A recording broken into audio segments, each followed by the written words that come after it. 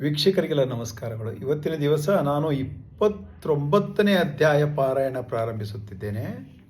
ಶ್ರೀ ಗಣೇಶಯನ್ಮ, ಶ್ರೀ ಸರಸ್ವತ್ಯನ್ಮ, ಶ್ರೀ ಗುರುಭ್ಯೋ ನಮಃ, ಶ್ರೀ ಕುಲದೇವತಾಯೈ ನಮಃ, ಶ್ರೀ ಶ್ರೀಪಾದ ಶ್ರೀವಲ್ಲಭ ಶ್ರೀ ನರಸಿಂಹ ಸರಸ್ವತಿ ದತ್ತಾತ್ರೇಯ ಗುರುಭ್ಯೋ ನಮಃ.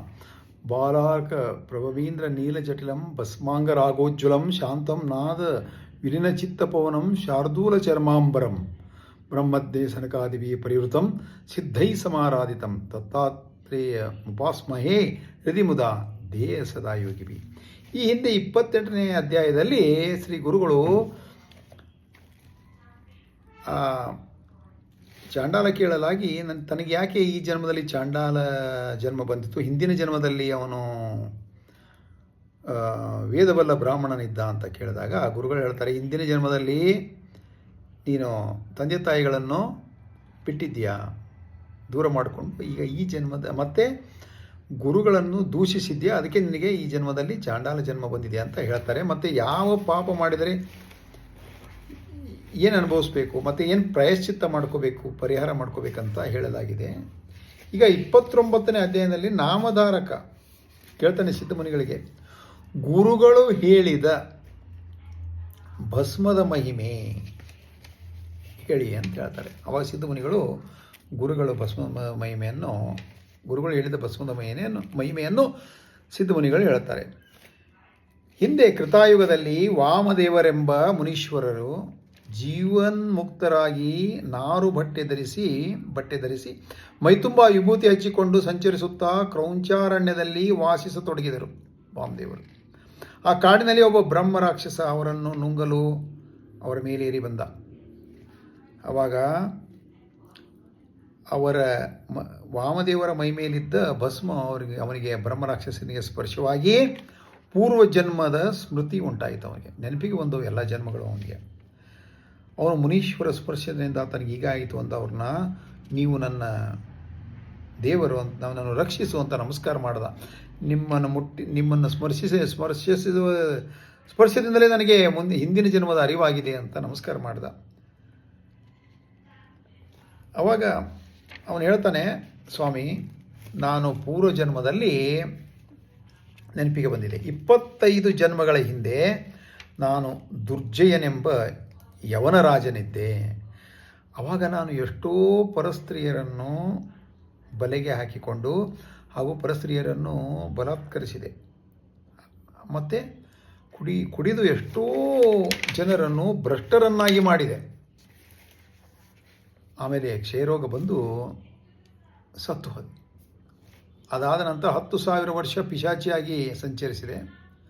ಆಮೇಲೆ ಅದರ ಮರುಜನ್ಮದಲ್ಲಿ ಹುಲಿ, ಅದರ ನಂತರ ಅಜಗರ, ತೋಳ, ಊರಹಂದಿ, ನಾಯಿ, ನರಿ, ಜಿಂಕೆ, ಮೊಲ, ಕೋತಿ, ಹದ್ದು, ಕಪ್ಪೆ, ಕಾಗೆ, ಕರಡಿ, ಕಾಡು ಕೋಳಿ, ಕುರುಡಕತ್ತೆ, ಬೆಕ್ಕು, ಆಮೆ, ಕಾಗೆ, ಮೀನ, ಹೆಗ್ಗಣ, ಗೂಬೆ, ಆನೆ, ಮತ್ತೆ ಬೆಕ್ಕು, 24ನೇ ಜನ್ಮಗಳೆತ್ತಿ ಈಗ 25ನೇ ಜನ್ಮದಲ್ಲಿ ಬ್ರಹ್ಮ ರಾಕ್ಷಸನಾಗಿದ್ದೇನೆ ಅಂತ ಹೇಳ್ತದೆ. ಅವನು, ನಿಮ್ಮ ಸ್ಪರ್ಶದಿಂದ ನನಗೆ ಧ್ಯಾನ ಉಂಟಾಯಿತು, ನೀವೇ ಪರಮೇಶ್ವರ ಅಂತ ಅವ್ರಿಗೆ ನಮಸ್ಕಾರ ಪ್ರಾರ್ಥಿಸ್ತಾನೆ, ಅವ್ರಿಗೆ ಪ್ರಾರ್ಥನೆ ಮಾಡ್ತಾನೆ ವಾಮದೇವರನ್ನ. ಆಗ ವಾಮದೇವರು, ಇದು ನನ್ನ ಮಹಿಮೆ ಅಲ್ಲ, ನನ್ನ ಮೈ ಮೇಲೆ ಇರೋ ಭಸ್ಮದ ಮಹಿಮೆ ತಾಗಿದ್ದರಿಂದ ನಿನಗಾಗಿದೆ.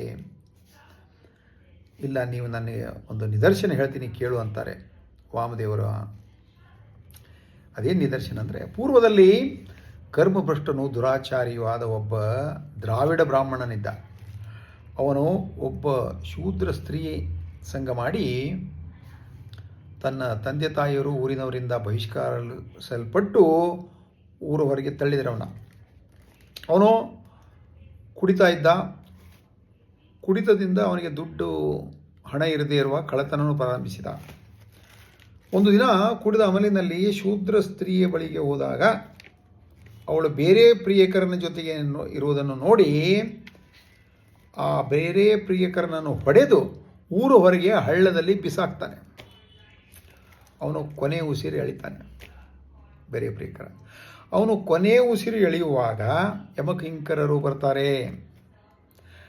ಅವನಿಗೆ ಕೊನೆ ಹೆಸರು ಎಳೆಯುವಾಗ ಅಲ್ಲೊಂದು ನಾಯಿ ಬೂದಿಯಲ್ಲಿ ಮಲ್ಕೊಂಡಿರುತ್ತೆ. ಅದು ಬಂದು ಇದು ಶವ ಅಂತ ತಿಳಿದು ಕಿತ್ತಿ ತಿನ್ನಲು ಹೋಗಿರುತ್ತೆ ಅದನ್ನು ಆವಾಗ ಆ ನಾಯಿಯ ಮೇಲಿರೋ ಬೂದಿ ಇವನ ತಲೆ ಮೇಲೆ ಬೀಳುತ್ತೆ. ಆವಾಗ ತಕ್ಷಣ ಶಿವದೂತರು ಬರ್ತಾರೆ, ಅಲ್ಲಿ ಯಮಕಿಂಕರನ್ನು ಓಡಿಸಿ ಯಮಧರ್ಮರಾಜ ಕೇಳಲಾಗಿ ಹೇಳ್ತಾರೆ, ಯಾರು ವಿಭೂತಿಯನ್ನು ಹಚ್ಚಿಕೊಳ್ತಾರೋ ಅವರಿಗೆ ಕೈಲಾಸಕ್ಕೆ ಕರೆತನ್ನಿ ಅಂತ ಹೇಳ್ತಾರೆ.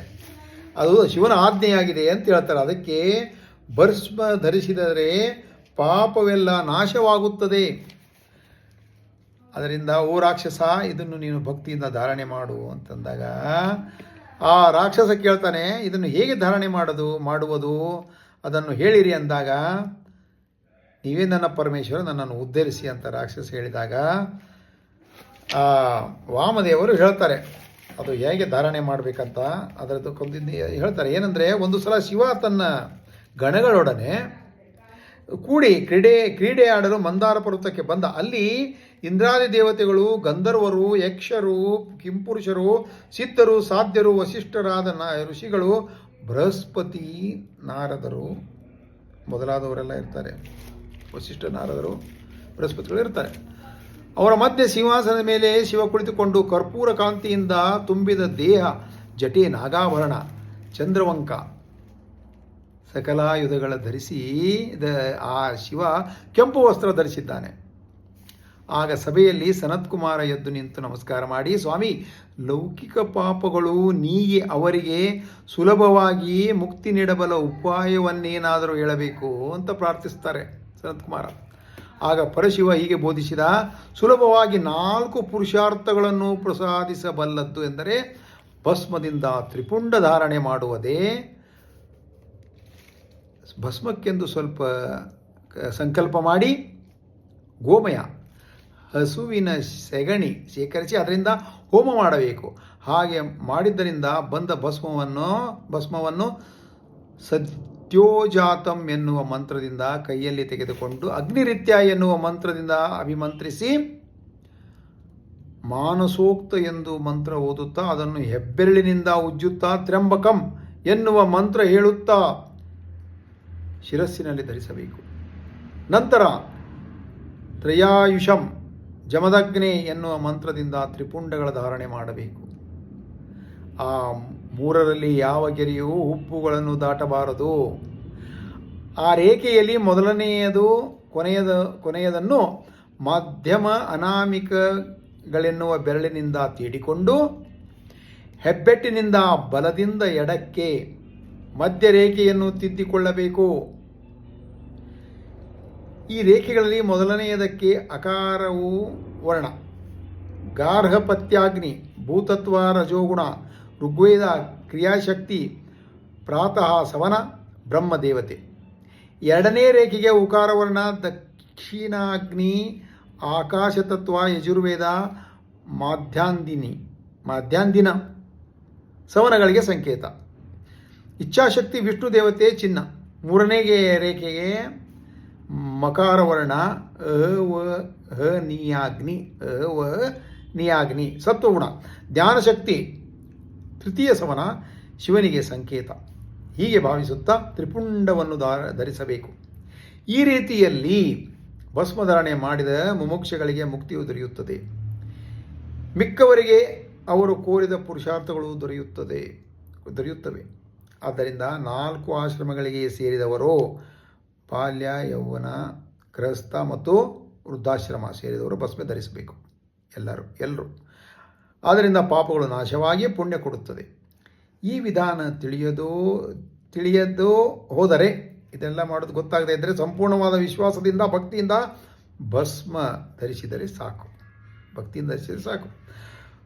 ಪಾಪ ನಾಶವಾಗುತ್ತದೆ. ಭೂಮಿಯ ಮೇಲಿರುವ ತೀರ್ಥಗಳೆಲ್ಲ ಸ್ನಾನ ಮಾಡಿದ ಪುಣ್ಯ, ಮಂತ್ರಗಳೆಲ್ಲವನ್ನು ಅನುಷ್ಠಾನ ಮಾಡಿದ ಫಲ ಲಭಿಸುವುದಲ್ಲದೆ ಉತ್ತಮ ಗತಿ ಕೂಡ ಲಭಿಸುತ್ತದೆ. ವ್ಯಾಧಿ ಭಯಗಳು ಕಳೆದು ದೀರ್ಘಾಯು, ಐಶ್ವರ್ಯ, ಜ್ಞಾನವು ಲಾಭವಾಗುತ್ತದೆ ಎಂದು ಶಿವ ಹೇಳಿದರು. ಆದ್ದರಿಂದ ಓ ರಾಕ್ಷಸ, ಈ ಭಸ್ಮದಿಂದಲೇ ನಿನಗಿಂತಹ ಜ್ಞಾನ ಉಂಟಾಯಿತು ಎಂದು ಹೇಳಿ ಸ್ವಲ್ಪ ಭಸ್ಮ ಮಂತ್ರಿಸಿ ವಾಮದೇವ ಮಹರ್ಷಿ ಆ ರಾಕ್ಷಸನಿಗೆ ಪ್ರಸಾದಿಸಿದರು. ಅದನ್ನು ಧರಿಸಿ ಆ ರಾಕ್ಷಸ ಮುಕ್ತನಾಗಿ ಮಹರ್ಷಿಗೆ ಪ್ರದಕ್ಷಿಣೆ ಮಾಡಿ ನಮಸ್ಕಾರ ಮಾಡಿ ಸ್ವರ್ಗಕ್ಕೆ ತೆರಳಿದ. ವಾಮದೇವರು ತ್ರಿಮೂರ್ತಿ ಅವತಾರ.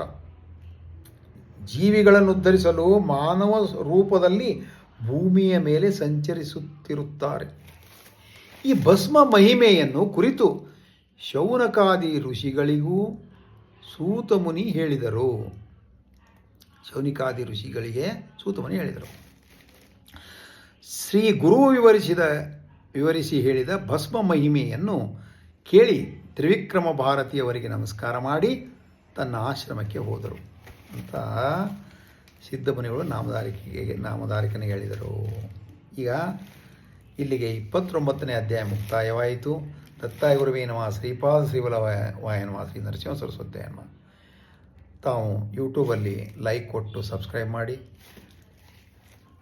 30ನೇ ಅಧ್ಯಾಯಕ್ಕೆ ಕಾಯಬೇಕಾಗಿ ವಿನಂತಿ.